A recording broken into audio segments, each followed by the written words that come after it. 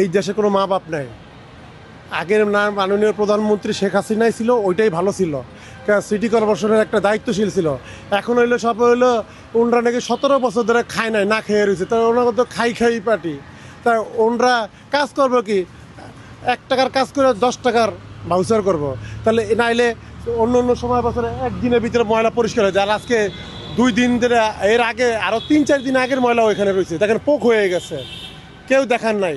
তা অতএব এই দেশে দরকার শেখ হাসিনা ছাড়া কোনো বিকল্প কিছু নাই। ভিটামিন ই ও সি সিরাম 8টি প্রাকৃতিক অয়েল সমৃদ্ধ লিলি সিরাম অয়েল, যা চুল পড়া কমায় মাত্র 30 দিনে।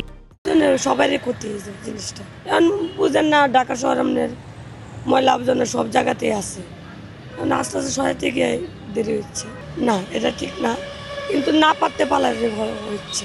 এগুলা ময়লা সরাচ্ছে না, এগুলা 2-4 দিন থাকলে রোদের মধ্যে আরো ঘামে, মনে করো গরমের আরো ভাবসাটা বেশি বেড়ে যায়, এতে মানুষের ক্ষতি হইতে পারে, শরীরের সমস্যা দেখা দিতে পারে।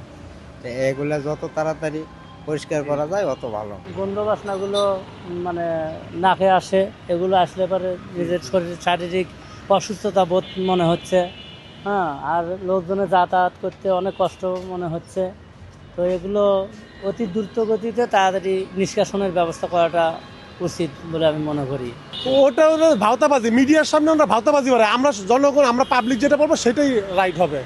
আসলে যে বললে বলবে যে এর আওয়ামী লীগ করে না, এখন আম জনতা যারা এই যারা ফ্যাসিস বলছে, ওরাই 1 নাম্বার ফ্যাসিস।